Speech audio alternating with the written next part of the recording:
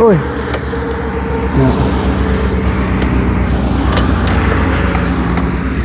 รถทีบ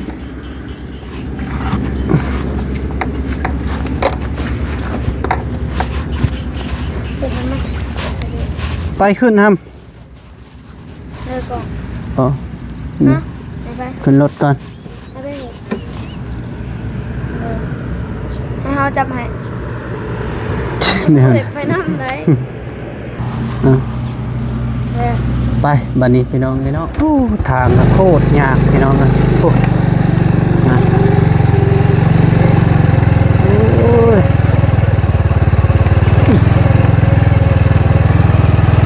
ยากอีนี่รอเลยนี่เท่าไรรวมทั้งหมดเบ้าโดยเขาซักให้คนอื่นเถอะช่องแทนและเอาแต่เส้นเส้นหานั่นอ๋อเอาแต่เซนห้านำโดยเอาเซนห้าก็เซนห้าเอาแต่เส้นหาเอาผมเป็นพี่น้องเนาะเปิดภาพขึ้นมาก็อยู่บ้านน้องสีฟ้าคือเก่าพี่น้องเนาะกำลังสีฟ้าน้องบุญทวีไปห้องหมอพี่น้องเนาะพาไปกวดแล้วก็สีไปซีดยาผมเป็นพี่น้องเนาะอาการเพิ่นก็จะเป็นในใดละ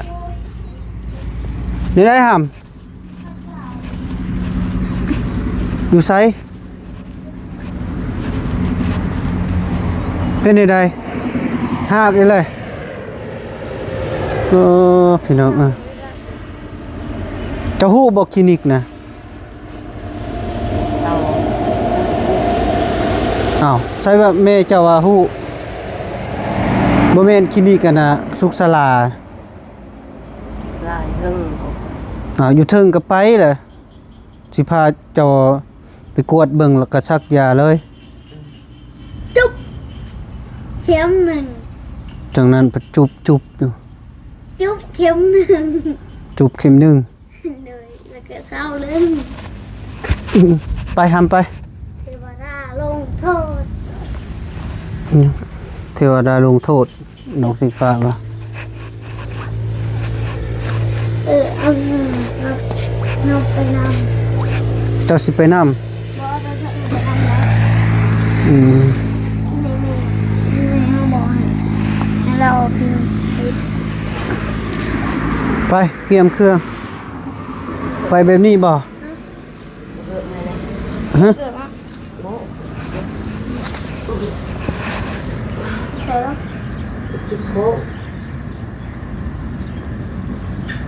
ไปนั่งรถได้อยู่บ่ฮะ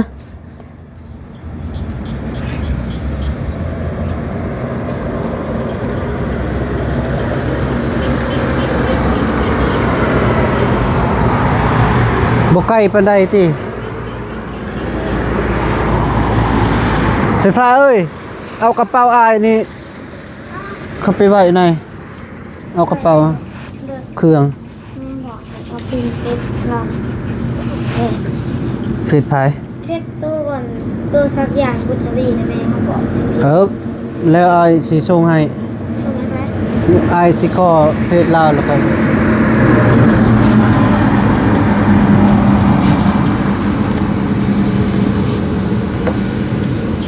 ไปทำไปห้องหมอก่อน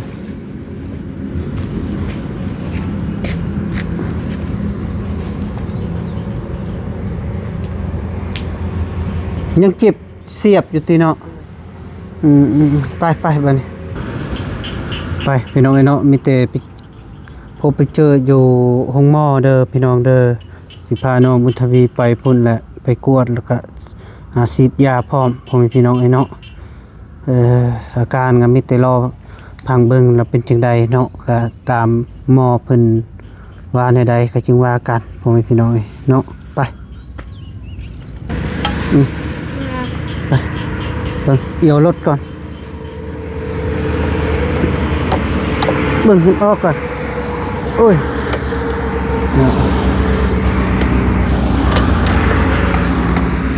รถทีบ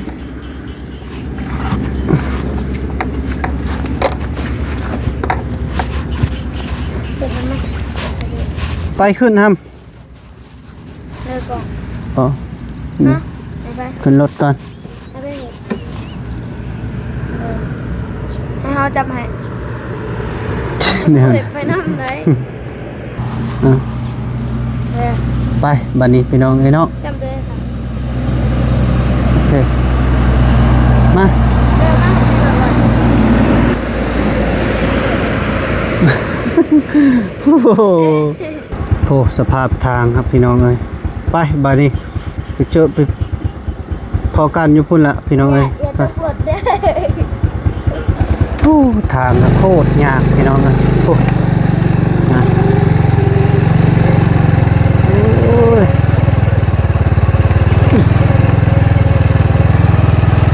ยากอีนี่รอเลยมื่นกับมื่นโอ้ว้า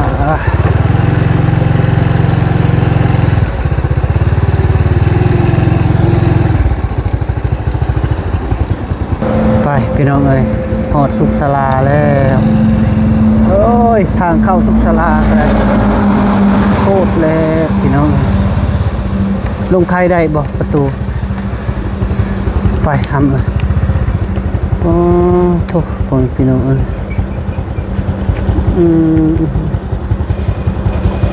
พุ่นนะทางเขาก็ได้ไปไปต่อแล้วละอุ้ยว้ายทางก็ได้ดูใส่ลังนี้แม่นบ่ถึกทางหรือบ่โอ้พาน้องมาไปลงโถอยู่ไซล่ะเพื่อนหลังนี้บ่สุขศาลาบ่นี้หรือว่าเป็นเฮือนคลินิกเป็นเฮือนเพิ่นเคยสักยานี่เนาะเนาะท้องอะนะแม่เพิ่นบอกมาสักยานี่เจ้าโอ้เรายังบ่มาบ่เจ้าของคลินิกนี่บ่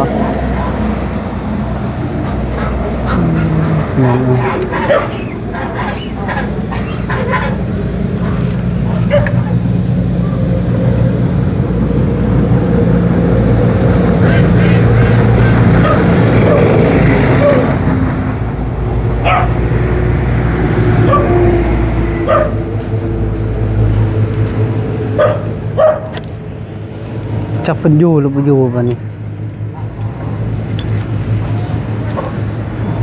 อยู่บ่ไปหามไปดูไป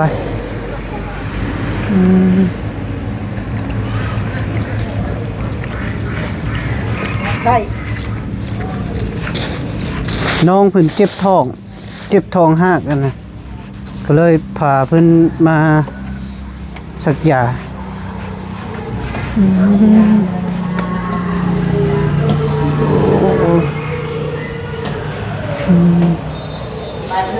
โดยสบายดีเด้อพาน้องมาสักยา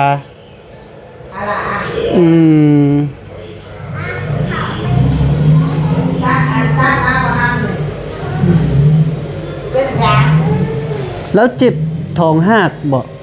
เป็นช่องขี่บ่เจ็บเสียดหนึ่งนี่ เสียบแล้วก็แล้วหากพร้อมอันน่ะ จักปี้เลย จักปีครับ ฮะลูกไป ลูก พอท่าบ่ แม่นแหละแม่นบ่ลูกพุทธาบ่ แม่นมาเนาะ ค่อยก็บ่ ลู ฮู้ กนักก้มบ่ อ๋อพี่น้องครับมาฮอดแล้ว แต่บ่แม่นทุ่งหมอพี่น้องเนาะแต่เราเป็นแพทย์ เศร้าพุทธทุกคนมาสร้างสร้างไปมันไม่เป็น มันจะมีแง่กับมันสักอย่างมาสร้างอยู่ที่คนเดียวนะ เขาก็ซื้อยาให้เพิ่นกินอยู่แต่บ่เศร้าหั่นนะ กินบ่เศร้าได โดย อุ้มมาลาแน่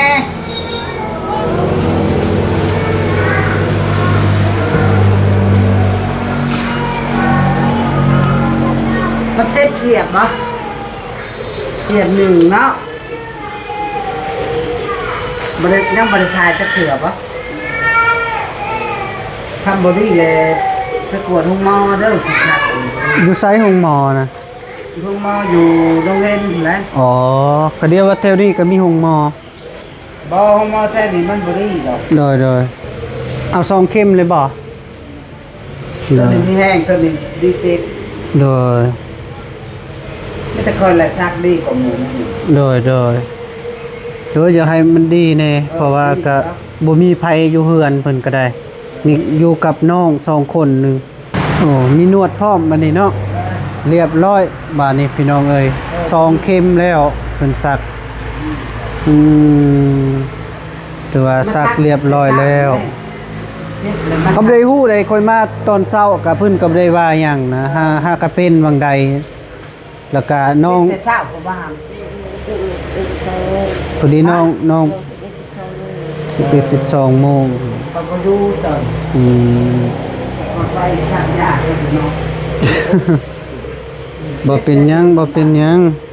เจ็บก็ดีดีกว่าห้าเจ็บนั่นน่ะ แม่นจักหน่อยก็ดีแล้ว ซาซักเข้าบ่ได้พลาดนะ แพทย์เพิ่นก็ใจดีเท่าใดรวมทั้งหมด ทั้งหมดเบ้า โดย เฮาซักให้คนอื่นเถอะช่องแทนและเอาแต่เส้นอันเส้นหานั่น อ๋อเอาแต่150,000นำ โดยเอา150,000ก็150,000 เอาแต่เส้นหานะ เป็นได้หำเจ็บก็อดทนแล้วเฮ็ดจะได้ครับ มันเจ็บอยู่แล้วจ้ะ แม่นยามันก็เจ็บไปแล้วอืม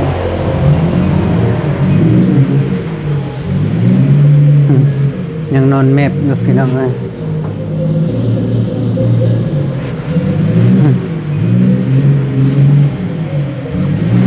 พอดี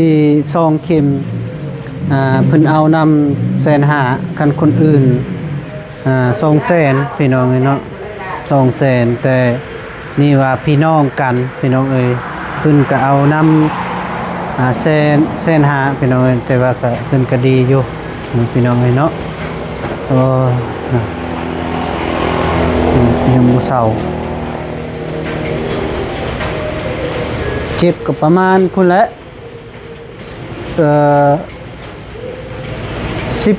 10นาทีพุ่นแหละยาเนาะ ขนาด 10นาที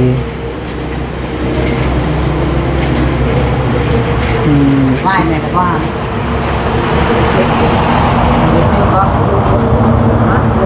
บ่ชักนะยามันส่งยามันเฮ็ดอะไรยา เลยนี่ยังก็อดทนเด้อเฮ้ยเฮ็ดจะได้ซะเนื้อโตเป็นแล้วอดทนจะน้อยมันก็ดี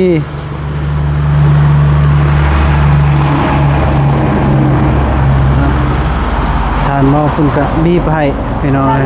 สวยเรืออันคนเนาะ โดยแม่นนะ คนตาบอดตาน่ะบ่ซอยเรือบ่ ก็ คนตาบอด ยิงตามเด้อ ประเดี๋ยวคนตาบอดก็ถ่ายคลิปอยู่ โดยใช้คนตาบอดนะ ลงเรือก็ไม่รู้ว่าว่าให้ถ่ายคลิป อืม ก็บ่ซอยเรือบ่คนตาบอดก็เก่ง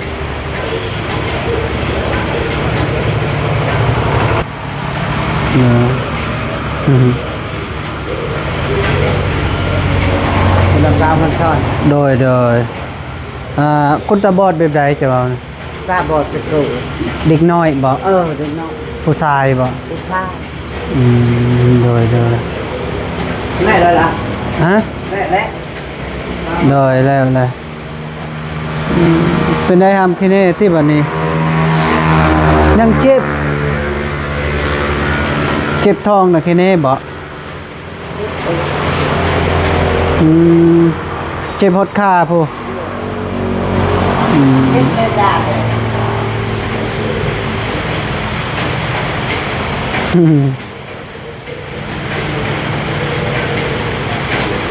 เ จ็บปวดขาละพี่น้องเอ้ยเจ็บและยาเนาะ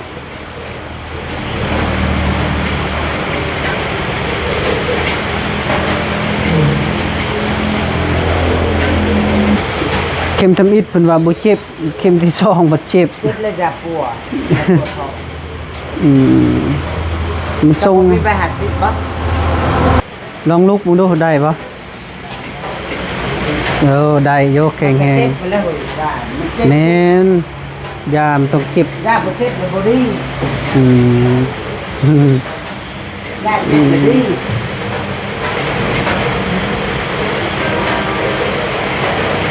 แน่ยิ้มเปยวันนี้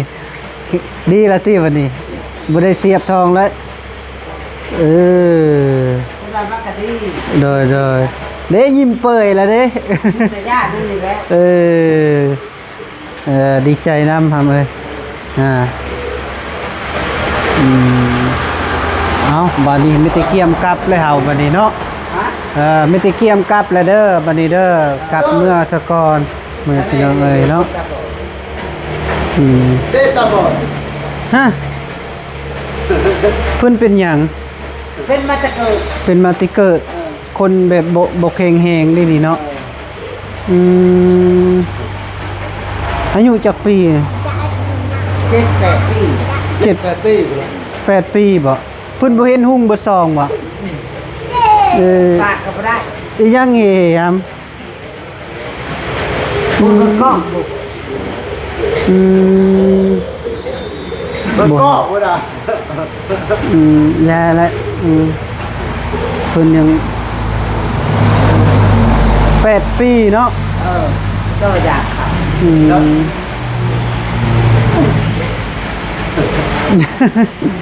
อยากเข้า เอ เลย อน่ะ ไปไป เพิ่นบ่เห็นเนาะ 8 ปี เอามีแต่เมื่อแล้วก็เด้อมามื้อหน้ามาแล้วสิมาแวเพราะว่าโดย พ่อแม่ก็ทุกข์ยาก ทุกข์ยากบ่อยู่ไสเฮือนศาลเพิ่นน่ะเฮือนศาลลังใดเฮือนเรา เลยลังนี้เฮือใครติด ฮะ ลังนี้เฮือใครติด โอ้มอเตอร์ไซค์แดงนี่บ่ เออ ตัวนี้ เออ โอ้ ลังที่ก็เฮือนคอย ลังนั้นบอกของเฮือนเรา ลังใหม่ เลย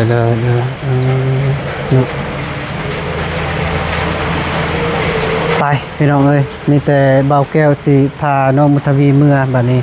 พ่นกระตกเโธ่เอ้ยพี่น้องไปบัดนี้เอาพี่น้องเอ้ยมาฮอดแล้วบาดนี้เป็นไดครับไก่แน่ยิ้มเปยแล้วบัดนี้พี่น้องเอ้ยเนาะไปเข้าบัดนี้ เทียนยิ้มไม่ได้ ข้าวนึข้าวเฮือนบาทนี่โอ้ยพี่น้องเอ้ย กินว่าต้มไร พอต้มหอยกินอีก ว่า โอ้มุดก็บักลาย น่ะ หนักทุกวันเลยอย่างที่เลย จะต้มหอยบ่ หมอ ต้มแล้วบ่ อย่าง ล้างไว้ อันสลี เซอรี่บ่นี่จะไปเก็บหอยจะเก็บตอนไหนครับ เอาเก็บเอง ฮะ เจ็บ ยังเจ็บอยู่บ่ยังเจ็บก้นอยู่โอ้ยสำนานซื่อ เก็บไปเลยคนเด็ก ๆ ใส่ซองเดียวเลย สำนานซื่อ ซองพวกบาทเดียว ๆอ่า ซองเพลงพวกบาทเดียว เก็บอยู่ไสหอยเซอรี่นี่ เก็บแก้วแล้วมีตาถึง ใช่ว่าบ่มีหอยเซอรี่ค่อยเบิ่งนี่มีคนเอามาให้ เก็บขอเราซื้อ มีคนเอามาให้ทำบ่ได้ ฮะ มีคนเอามาให้ บอกกิน เบิ่งครับจับเลย นี่แล้วคนมานี่แล้วคนมา เอาเป็นจะได้บัดนี้ครับ ใครแน่ ใครแน่แหละบ่ได้ยึงทองที่บัดนี้ บ่ เจอซองเข้มเลยเนาะเพิ่นเฮ็ด เลิกเถอะ 150,000 เซนอ่ะเห็นเหมือนเธอวะ อ้าวก็ไล่เบิ่งเลยเข็มเท่าไหร่ แสนห้า เข็ม150,000 เข็ม1แสนห้า บ่2เข็ม150,000 สองเข็มแสนห้า ไล่เบิ่งมันถึกเท่าไหร่หึมันถึกเท่าไหร่บัดนี้ เข็มละ65,000บ่ แม่นบ่แม่น แม่นบ่ ก็บ่ถึก ไม่ถือบ่ นี่ แสน 65ก็ได้แต่แสนกับ20,000แม่นบ่บ่แม่นแสนกับ30นี่ แม่ดีไปแม่ ไล่ได้บ่ แสน น่างงเลย ห้า อืมเอาหำเอ้ยมีหยังกะมีแต่อายสิได้กลับแล้วเด้อบัดนี้เด้อยังกะสู้ๆแหละคันว่าเป็นแห้งกะโทรหาไม่ได้กะคันอายมาบ่ได้อายกะสิโทรบอกเบานิวเพิ่นมีรถใหญ่เพิ่นต้องมาแต่ว่าเจ็บหนักกะนะแบบแบบไปบ่ได้นะเว้าจังซั่นแล้วก็จึงโทร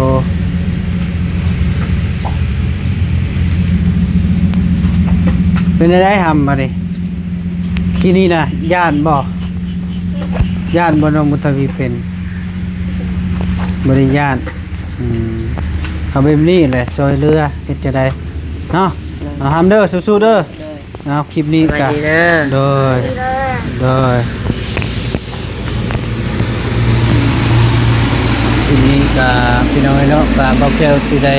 ขออำลาก็เด้อพ่อแม่พี่น้องมาสุขทุกคนได้กลับเมื่อและจะสิเมื่อ น้ ให้ อง บ่บ่แก้ว ทวีกับบ่แก้วก็พาเพิ่นไปซักยาเรียบร้อยพี่น้องเอ้ยเนาะก็ดีแล้วเพิ่นว่า สิเมื่อแล้วบ่แก้ว จะสิได้เมื่อซะก่อนพี่น้องเอ้ยไป สวัสดีเด้อ